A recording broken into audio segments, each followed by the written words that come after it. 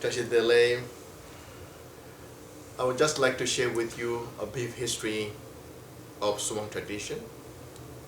This tradition began during 5th Karmapa, Deshin Sherpa. During his time, two sub-school of Karma Kamsang branches out, Zurmang Kagyu and Nyendo Kagyu. I would like to share more about Zurmang Kagyu.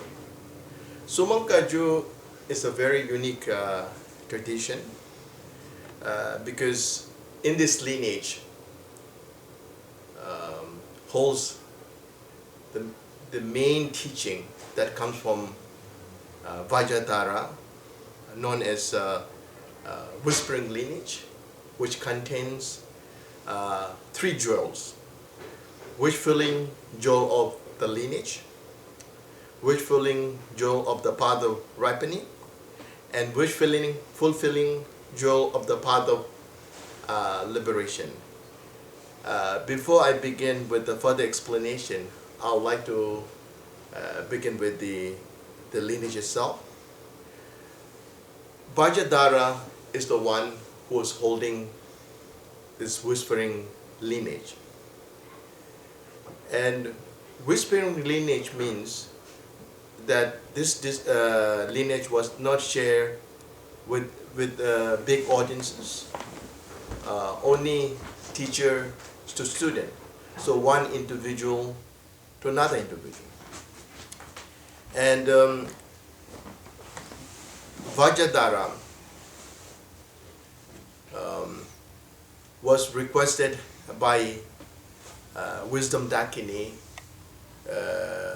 for this whispering lineage, and Vajradhara recognized this Dakini as a qualified dakini to receive this precious lineage, and Wisdom Dakini received this lineage, and after receiving the lineage, she kept this lineage pure and well preserved. And Wisdom Dakini started thinking how to propagate this lineage to benefit for the sake of all sentient beings. And he started looking who is an individual who can not just practice but spread this lineage to benefit others. So Wisdom Dakini recognized Tilopa as one of the most qualified among the individual who can propagate this lineage. And Wisdom Dakini, she appeared in front of Tilopa as an old lady, and she said to him, if you are interested in this lineage, you can always receive this lineage, but you need to go to a place called Udayana, where there is a palace known as Gandolai Palace, and you can receive this lineage from Dakini. As Dakini advised, Tilopa decided to go to Udayana, and before he could reach this palace called Gandolai Palace, there are 3 circle of Dakinis. They are all in the forms of Nirmanakaya, Sambhogakaya, and Dharmanakaya. So each of these Dakinis were very powerful, and they do not let any people to go near to this where this treasure was kept, this lineage, 3 jewels. And Tilopa was managed to overcome all this hurdle, and then finally she met with the Wisdom Dakini, and as he he requested to the Dakini about this lineage, and Dakini realized that he's the right person who can not just practice but propagate this lineage to benefit all others. So he gave this lineage to Tilopa by showing 3 different objects, which represents 3 jewels or 3 initiation of body, speech, and mind. First, she showed Tilopa a picture of consort Vajradhara, Chakrasambhava with Vajrayogini. When Tilopa saw this picture, that moment he received body initiation. And second, Wisdom Dakini showed the picture of the mantra of Chakrasambhava, 7 mantras written by precious gems. When she showed this letter to Tilopa, then he received speech initiation. And finally, when she showed Tilopa a Vajra, 5-pointed Vajra, that's the moment he received mind initiation. And after receiving this initiation, Dakini, all this, especially the Wisdom Dakini, requested Tilopa to remain in Udayana, but Tilopa said that I have a very special student who is very qualified to receive this teaching, so I need to go back to liberate him. So he went back, and then he met with Naropa, and then he transmitted all this lineage to Naropa. And Naropa predicted that after 30 generation, after student time, his student was Marpa, and Marpa's student was Melarepa. So from the Melarepa until 5th Karmapa, when you count, there's 13 generation. So Tilopa will come in the human form. That's what he predicted. So this lineage was passed on from one individual to another individual until 5th Karmapa. So Karmapa was keeping this lineage and practicing himself. And then Trung Mase, who's the founder of this lineage. Trung Mase was born in Minyak, place called in Kam, place called Minyak. And since very young, he was a very even when he was in mother's womb, mother dreamed that so many lights of sun and moon like dissolving into her womb, and she also dreamed there are so many Buddha's different images all dissolving inside her womb. And then there are many kinds of auspicious dreams that his mother dreamed throughout her pregnancy. And when she gave birth to Trung Mase Lord Rinchen, she never felt the pain because the whole place was brightened by natural light, and there was so much of fragrances that was so beautiful that everybody could smell, and there were so many auspicious signs that everybody could see and experience. And he was born, and when he reached 4 years of age, he was a very special child. Whenever he sees statues, Buddha's images, or stupas, he will circumambulate, and also he will make a prostration. And a lot of people thought that his family especially thought that maybe he's a special boy, so they want to bring to one of the monasteries known as Rabgun, who was close by. So along the way, when they were traveling to Rabgun, they had to rest in one place, and this little boy was resting inside a small tent. And from nowhere, there was a big, huge stone start rolling over this over this tent, and this tent was totally torn apart. And everybody thought the worst, that maybe this boy is killed. But then this boy was still there and laughing that nothing happened to me, nothing happened to me. Then they asked, "Why? Who saved you?" He said there was a big black man, who saved me from this danger. Then he said this black man was a protector, Dharma protector.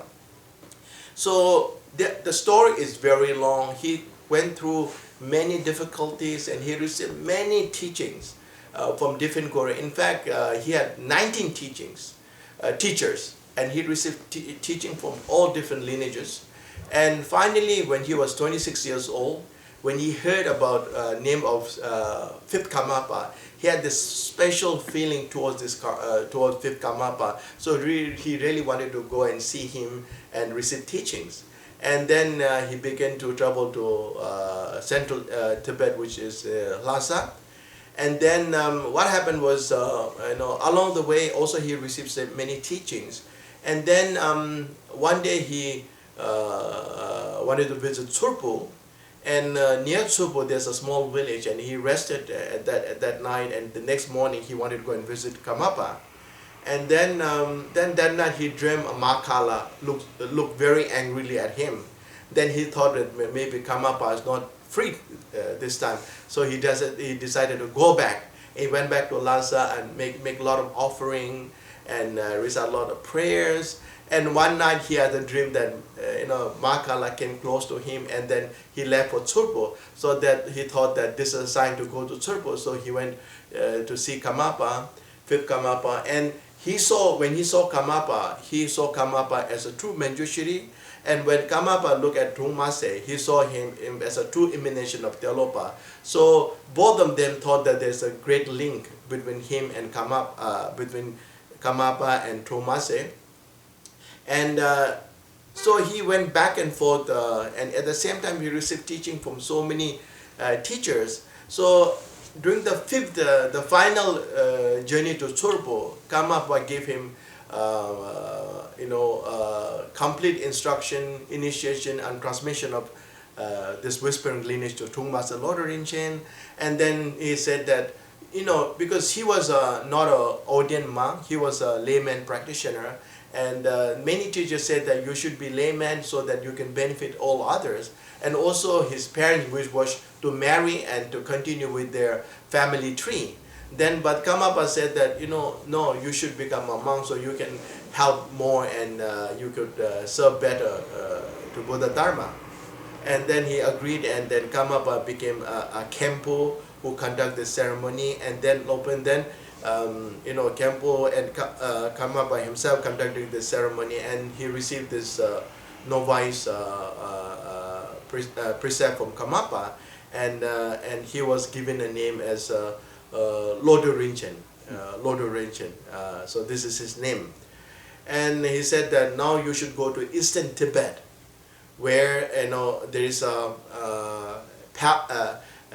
speech palace of Chakrasambhava, and if you establish a monastery complex there, you will benefit thousands of people. So he went back, and then he decided to go back to Eastern Tibet. And along the way, he rested, and many people came to support him. And then one day, he wanted to go where this place is. And when he reached that area, presently known as Zurmang, he met the leader of that area and asked, "What is this white space? It's a big white space." Ground, big ground in front of the monastery, wide open. Then the person said, "This is known as Trashitam." Trashitam means the auspicious ground, And then he asked, "What is the name of the hill behind this place?" It's a Nyaname, means there's no above. And then he also asked, "There's a small hill in front of this ground." Then he asked, "What is the name of this small hill?" He said, Yang Tili. Yang Tili means the hill of fortune.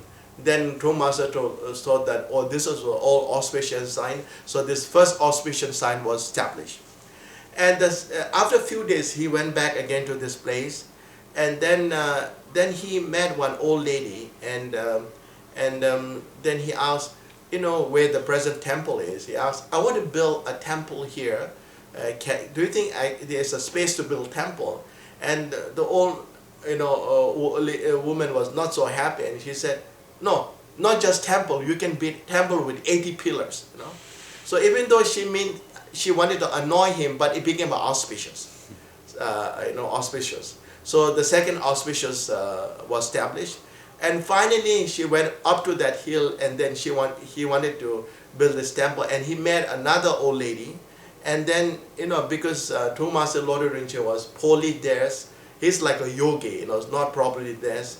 So when he met this old lady, and he said that, "I want to build a temple with 80 pillars." And old lady looked at him and she said, neither your your face look graceful, nor your dress looks impressive. Anyway, he said that if you want to build not just 80 pillar, you can build 108 pillar temple. So because when she saw Trung Mase was poorly dressed, how can you build a temple when yourself like sees that you don't have enough food to eat yourself, you know? But then, you know, Trung Mase took it as an auspicious. Oh, this was another auspicious sign, you know. So 3 auspicious signs were established, and then after a few days, he brought all his students and where the present temple exists, and then made a special prayer, and he make a torma offering. Torma is a kind of like a sort of like offering made out of flour and barley powder. And after that, they offer this torma 4 direction. Wherever this torma landed, a spring came, came out from this area. And even today, people in Zurmang, they're still using this spring. Therefore, springs are in 4 direction.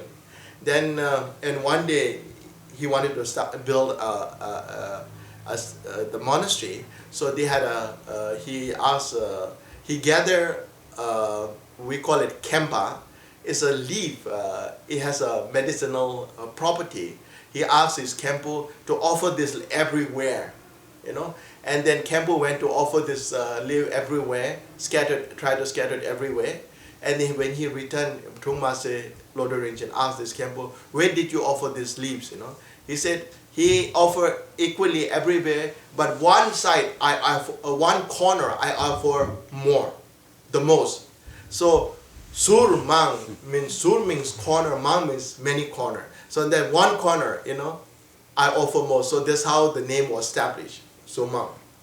Then he built the first monastery known as Dobung Senyan in 1423. And even today, part of the structure is still existing in Zurmang. Then after that, his disciple grew, and the complex grew, and he had so many disciples. We call it Togden Yaje, 8 main yogis and 3 main yogis, and there were also 4 yoginis in this tradition.